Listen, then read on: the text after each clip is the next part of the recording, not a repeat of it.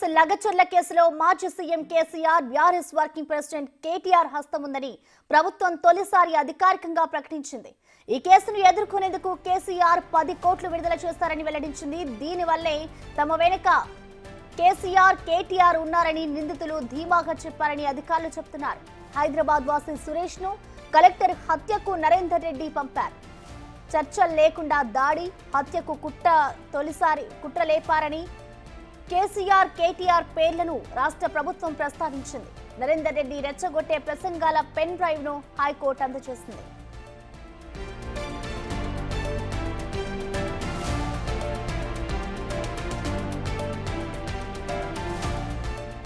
లగచర్ల కేసులో రాష్ట్ర ప్రభుత్వం తొలిసారి అధికారికంగా మాజీ CM KCR BRS working president KTR హస్తం ఉందని పేర్కొంది.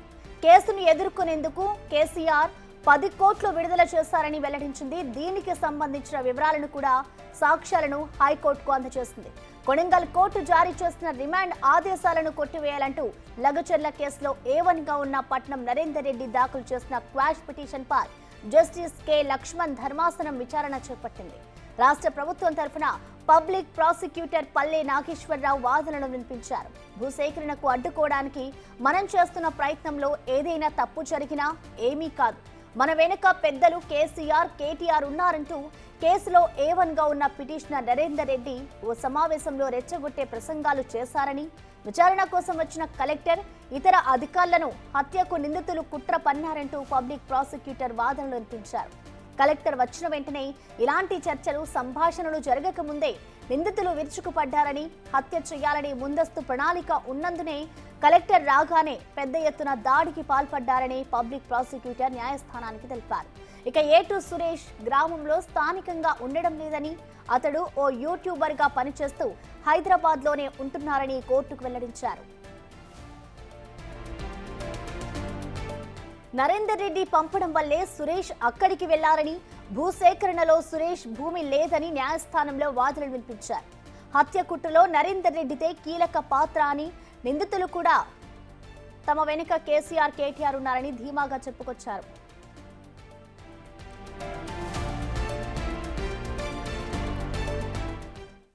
దీనికి సంబంధించిన కంప్లీట్ డీటెయిల్స్ ని మా ఇన్పుటేటర్ పవన్ లైవ్ ధర అందిస్తారు. పవన్, చెప్పండి, ఏదైతే లగచర్లలో కలెక్టర్ పై దాడి జరిగిందో ఈ దాడికి సంబంధించి బీఆర్ఎస్ హస్తం ఉంది అంటూ కూడా ముందు నుంచి ఇటు కాంగ్రెస్ ప్రభుత్వం ఆరోపణలు చేస్తుంది. అది ఇవాళ మొట్టమొదటిసారి అయితే ప్రభుత్వం ముందుకొచ్చి చెప్పింది వాళ్ళే దాడి వెనుక ఉన్నారు అంటూ కూడా చెప్పింది. సో ఓవరాల్ గా అసలు కోర్టులో దీనికి సంబంధించిన వాదనలు ఏ విధంగా జరిగాయి, ఏమేమి వివరాలతో వాళ్ళు ముందుకొచ్చారు పవన్? లగచర్ల కుట్ర కేసులో ఇప్పటిదాకా ప్రధాన ముద్దాయిగా నరేందర్ రెడ్డిని పెట్టారు, A2గా సురేష్ ఉంచారు. ఇప్పటికే ఈ కేసులో 21 మందిని అరెస్ట్ చేశారు. అయితే తన అరెస్టు అక్రమం, తన పైన పెట్టిన కేసు కొట్టివేయాలంటూ నరేందర్ రెడ్డి హైకోర్టును ఆశ్రయించారు.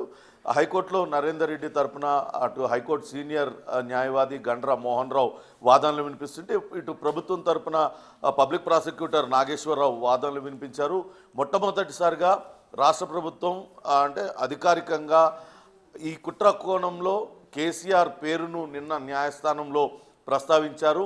ఈ మొత్తం అల్లర్లు జరగడం వెనకాల లగచర్లలో భూసేకరణకు అడ్డుపడి కలెక్టర్ పైన దాడులకు పాల్పడటం, తద్వారా అటు ప్రభుత్వానికి అస్థిరపరిచే కుట్ర జరిగింది. ఈ కుట్ర వెనకాల కేసీఆర్ ఉన్నారు, అలానే బీఆర్ఎస్ వర్కింగ్ ప్రెసిడెంట్ కేటీఆర్ ఉన్నారంటూ అటు హైకోర్టుకి అడ్వకేట్ నాగేశ్వరరావు తన వాదనలో వినిపించారు. ఇందుకోసం 10 కోట్ల రూపాయలు ఖర్చు చేశారు. అటు నిందితుల్ని రెచ్చగొట్టడానికి ప్రయత్నించారంటూ హైకోర్టు దృష్టికి తీసుకొచ్చారు. అయితే 10 కోట్లకు సంబంధించి ఆధారాలు ఉన్నాయా అంటూ హైకోర్టు ప్రశ్నించింది. దీనికి సంబంధించి గతంలో నరేందర్ రెడ్డి చేసిన వ్యాఖ్యలకు సంబంధించిన పెన్ డ్రైవ్లు, ఇప్పటిదాకా పోలీసుల విచారణలో వెల్లడైన అనేక విషయాలను, ఆధారాలన్నింటినీ కూడా కోర్టుకు సమర్పించారు. చాలా స్పష్టమైన ఆధారాలు లభ్యమైనాయి. ఈ గొడవ అంతటికి వెనకాల అటు బీఆర్ఎస్ వర్కింగ్ ప్రెసిడెంట్ కేటీఆర్ ఉన్నారు, అలానే కేసీఆర్ కూడా ఉన్నారు. కావాలనే ప్రభుత్వానికి అస్థిరపరచడానికే ఈ రకంగా వ్యవహరించారు. భూసేకరణలో ఎటువంటి భూమి కోల్పోని సురేష్ గత కొంతకాలంగా లగచర్ల గ్రామంలోనే మకాం వేసి అక్కడ ఉన్న రైతులందరినీ కూడా రెచ్చగొడుతూ ఉన్నాడు. దాని వెనకాల నరేందర్ రెడ్డి ఉన్నారు. నరేందర్ రెడ్డి ఆదేశాలతోనే సురేష్ లగచర్లలో ఉన్న గ్రామస్తులందరినీ కూడా రెచ్చగొట్టారనే దానికి సంబంధించిన పూర్తి ఆధారాలను కూడా ఇచ్చారు. అంతేకాకుండా సురేష్ అదృశ్యం వెనకాల కూడా అనేక అనుమానాలు ఉన్నట్లుగా కోర్టుకు నివేదించారు. ఎవరైనా కుట్ర జరిగి ఆ రోజు గొడవ జరిగిన వెంటనే సురేష్ అకస్మాత్తుగా అజ్ఞాతంలోకి వెళ్ళిపోవడం, తిరిగి ఆయనంతలా ఆయనే న్యాయస్థానం ఎదుట లొంగిపోవడం, ఇవన్నీ కూడా నాటకీయ పరిణామాలు చోటు చేసుకున్నాయి. చాలా పెద్ద వ్యక్తులు దీనిలో ఇన్వాల్వ్ అయి ఉన్నారు. వాళ్ళు కావాలనే ఈ గొడవంతా జరిగేలాగా వ్యూహం పన్నారనేది అటు హైకోర్టుకి ప్రభుత్వం తరపు న్యాయవాది అయితే చెప్పారు. ఇప్పటికే ఈ కేసుకు సంబంధించి 21 మందిని అరెస్ట్ చేశారు. ఇంకా అనేక మంది అనుమానితుల్ని ఇప్పటికే విచారణ కొనసాగుతుంది. అయితే ఈ 21 మందిలో దాదాపుగా 19 మందికి ఎటువంటి భూమి అక్కడ లగచర్లలో ఆ భూమి స్వాధీనం చేసుకుంటున్న దానిలో ఎవరికి కూడా వాళ్ళలో భూమి లేదు. ఈ మొత్తం సూత్రధారి అయిన సురేష్ భూమి మాత్రం అందులోకి భూసేకరణలో భాగంగా ఆ భూమిని కూడా తీసుకోవడం లేదు. కానీ వీళ్ళందరూ కుట్ర పన్ని కావాలనే అక్కడ విధ్వంసం సృష్టించాలనే కుట్రతోనే వాళ్ళందరూ గొడవలకు పాల్పడ్డారనేది స్పష్టమవుతుందంటూ కోర్టుకు నివేదించింది. దీని అంతటి వెనకాల నరేందర్ రెడ్డి ఉన్నాడు. నరేందర్ రెడ్డి గొడవ జరగడానికన్నా ముందు నిందితులతో 80 సార్లు మాట్లాడుతాం, ఆ తర్వాత బీఆర్ఎస్ వర్కింగ్ ప్రెసిడెంట్ కేటీఆర్తో మాట్లాడిన 4 సార్లు మాట్లాడుతాం. వీటిలన్నిటికి సంబంధించిన ఆధారాలన్నింటినీ కూడా కోర్టుకు సమర్పించారు. ఎట్టి పరిస్థితుల్లో అటు నరేందర్ రెడ్డికి బెయిల్ ఇవ్వడం కానీ ఈ కేసులో క్వాష్ చేయడం కానీ చేయరాదు. ఎందుకంటే చాలా పెద్ద కుట్ర జరిగింది, ప్రభుత్వాన్ని అస్థిరపరిచే కుట్ర జరిగింది, అధికారుల్ని హత్య చేసే కుట్ర జరిగింది. కాబట్టి ఈ దశలో కనుక అతనికి రిలీఫ్ ఇచ్చినట్లయితే కేసు మొత్తం నీరు గారిపోతుంది. కాబట్టి ఎట్టి పరిస్థితుల్లో కూడా వాళ్లకు రిలీఫ్ ఇవ్వద్దంటూ అటు ప్రభుత్వం తరపు న్యాయవాది నాగేశ్వరరావు వాదనలు వినిపించారు. మరోపక్క అటు గండ్ర మోహన్ రావు కూడా కొన్ని వాదనలు వినిపించారు.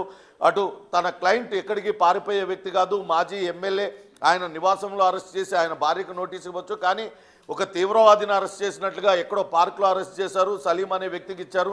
అలా ఇవ్వాల్సిన అవసరం ఏమున్నది? తన క్లయింట్ ఎక్కడికి పారిపోయే వ్యక్తి కాదు, సమాజంలో పేరున్న వ్యక్తి, ఒక ఎమ్మెల్యేగా పనిచేసిన వ్యక్తి. కావాలని అతన్ని రాజకీయ కక్షల్లో భాగంగానే అతని పైన ఇటువంటి అభియోగాలు నమోదు చేశారంటూ ఆయన కూడా వాదనలు వినిపించే ప్రయత్నం చేశారు. ఇరుపక్షాల వాదనలు విన్న కోర్టు తీర్పును రిజర్వ్లో పెట్టింది.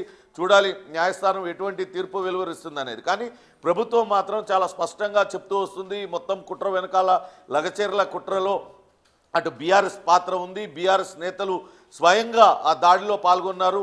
ఆ రోజు గ్రామంలో జరిగిన ఘటనలన్నింటినీ కూడా వీడియోలన్నీ కూడా కోర్టుకు సమర్పించారు.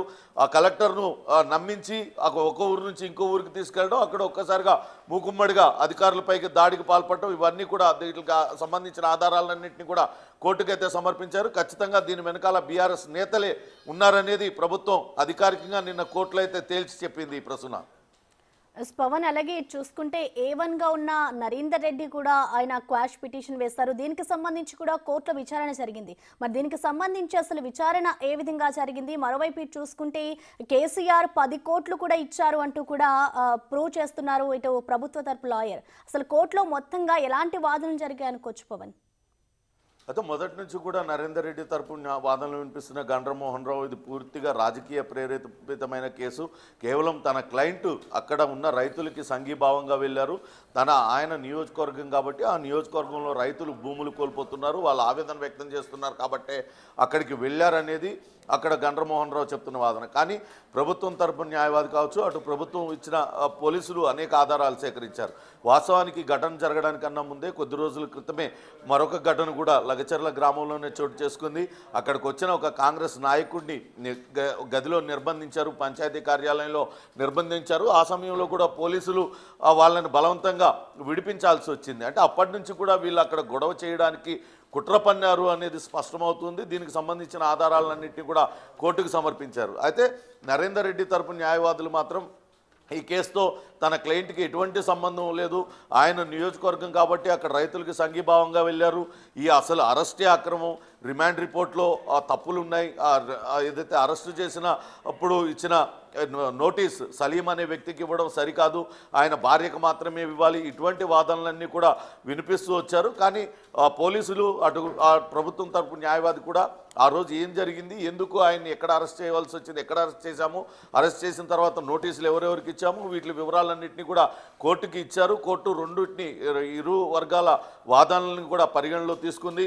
తన నిర్ణయాన్ని వెలుబుచ్చుతానంటూ చెప్పింది. ప్రస్తుతానికైతే తీర్పు రిజర్వ్లో ఉంచింది. రేపు దీనికి సంబంధించిన తీర్పు వెలువడే అవకాశం ఉంటుంది. Prasanna. Right Pavan, thank you.